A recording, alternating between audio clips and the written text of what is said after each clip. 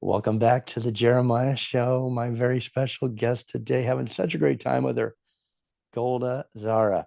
She's a singer and she's a model, and she's got a great concert coming up. We just told you about in the break. It's coming up July 13th. Get the tickets now. And again, if you're just joining us, Golda has offered to the listeners a 30% discount on the tickets in this last week. Um, you don't want to miss this show. It's going to be a beautiful evening on Saturday night in Santa Monica at uh, a great stage, the Broad stage in Santa Monica. It's a beautiful location, and a neat history. I won't go into it because we don't have enough time with Golda here, but you should check it out. There's a neat history behind the Broad stage. Welcome back, Golda. Um, we're listening. What are we listening to right now? Right now we're listening to Addio del Passato. That actually, it's interesting because I talked about the opera a little bit before the break from La Traviata by Verdi. So yeah, Mm, perfect. I like it when everything works out like it's that. a great detail. Yeah, it really is. Okay, so you have, as a soprano, a style all your own, don't you? Yeah, I try. Well, I mean, you've got the operatic training, technique training, and the musical theater training, Yeah. um, and then you're also, you're interested in so many things. Although this has been your focus, you, as you mentioned in the beginning of the show, are branching out to try different styles, which I think is what the greatest thing about life. And if I had your gift, I'd do that too. Can you describe your style for us? Is there a way to describe it? Put Eh, words to it? yeah, I kind of like to I don't usually like to box myself up, but I'm trying to do like an operatic crossover type style. So something that makes opera modern, like we were talking actually about just before the break, makes opera accessible to a lot of people. Mm-hmm. And like people that I really admire are singers like Andrea Bocelli and Sarah Brightman, that they sing with a classical technique, but they're singing different songs that it can entice people that they haven't listened to classical music before. So I kind of want to do something similar to that. Uh, introduce, Collaborations and yeah, collaborations, introduce people to classical music, maybe help them harvest a love for classical music, because that's always a good thing to love different genres of music, I Um, love what you're doing for it. I totally support that, and I'm a huge fan. So I love that. I love that idea. When I mean, you lived in Italy. If you're just joining us, Golden lived in Italy, 2017. She just moved back to LA. Are you going back to Italy, by the way? Do you plan on moving back or I'm not gonna say I'm not gonna, sure yet? but I'm thinking of doing. I'm probably going to do a 50-50 type thing. Yeah. So 6 months here, 6 months there. Um, at the end of the day, I'm a singer. I make a joke that I'm a traveling singer, as in the sense that wherever the audience wants me, whoever wants to work with me, if they're in Korea, if they're in Mexico, if they're here or there, I pick up my bags, I pick up my voice, and I go. Yeah. So I don't really have any established roots. But as of right now, I'm back and forth from Verona to Los Angeles. So that's Probably basically. a good time to be back in LA, and I'm sure you've got plans to put together an album and or an EP, put out singles. So it's I'm probably a good actually time at there's this point, something right? brewing. There's something brewing. I'm not going to go right into the details because it's not confirmed yet. But there is something on some type of album that's been brewing around. Oh, very cool. I don't doubt that a bit. I'm sure you're going to be highly sought after now that you're a little closer here to the music industry. Yeah. Uh, when you were in Italy or even back home, I was imagining when I was listening to your music today, where you like to sing the most. Like, are there, obviously a studio is great, but on stage is great. But when you're not on those two, is there something organic outdoors that you like? For instance, I was imagining you singing in Italy under a bridge, an old Oh yeah. 5,000-year-old bridge of brick and In the cathedrals. little alleys of Italy, there's great acoustics. Like the Yeah, small there. alley style, like Venice style, those have great acoustics. Oh, yeah, they do. I obviously, this is kind of stupid, but I always love singing under the shower, and I think that's always the best acoustic for any type of singer.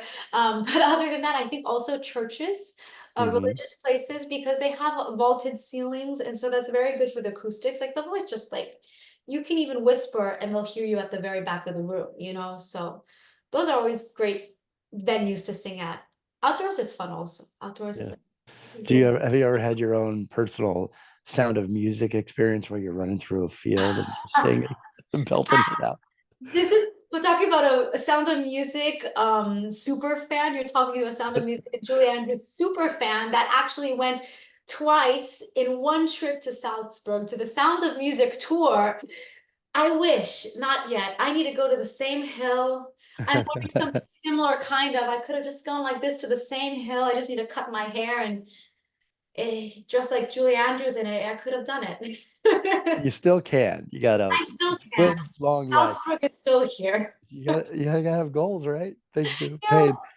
You can't do it all at once. So when you're back in LA, you're a Southern California girl again. You got your ear in your car. I imagine it's convertible, but I don't know what it is. And you roll down the windows or open the sunroof, and you're blasting music. What are you listening? What are you singing to? What song is your favorite right now, or what's your Oh, guilty pleasure song that doesn't have anything to do with opera? What are you liking right now?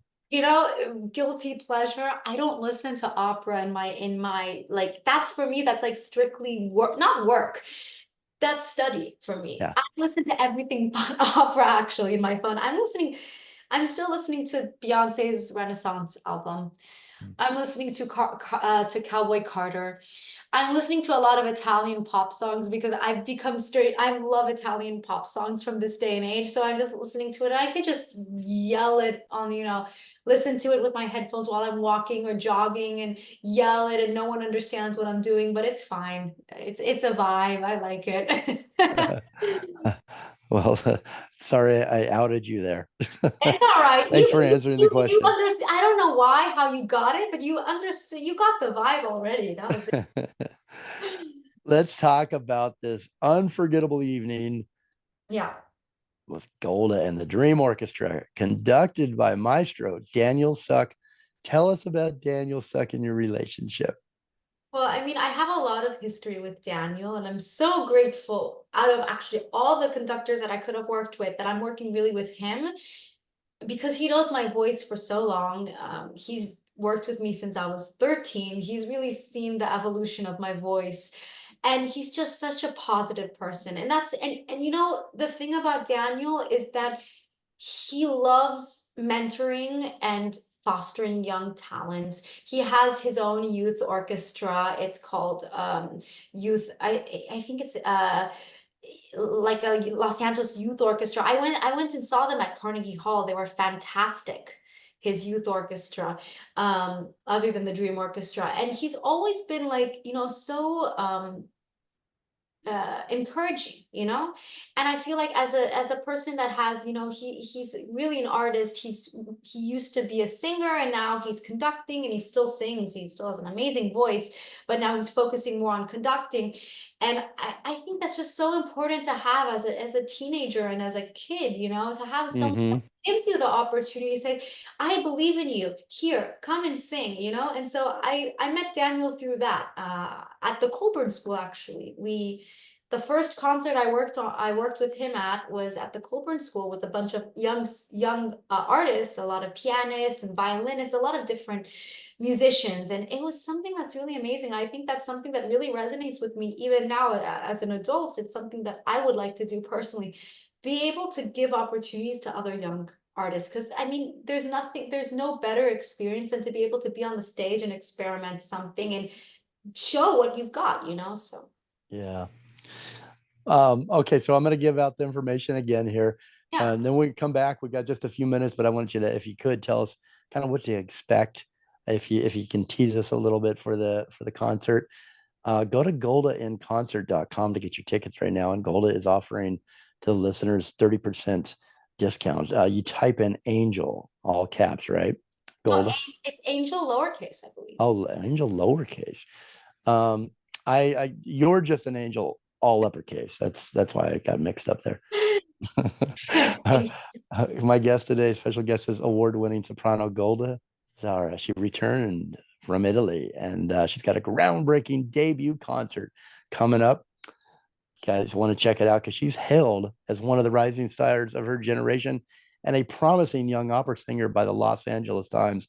You won't be able to get tickets to her concerts for much longer because I have a feeling she'll be selling them all out, and we're looking forward to this concert. It's going to be on July, coming up July 13th on Saturday, 8 p.m. to 10 p.m. What are we listening to now? Let me take a look here on our music soundtrack that was so generously provided by Golda. We're going out with The Impossible Dream. Oh, what a wonderful song. Yes, it is. Anything you want to say about it, or would you like the song to speak for itself? I let the song speak for itself. Okay. No It's a explanation. beautiful song. We'll be right back. Don't go anywhere.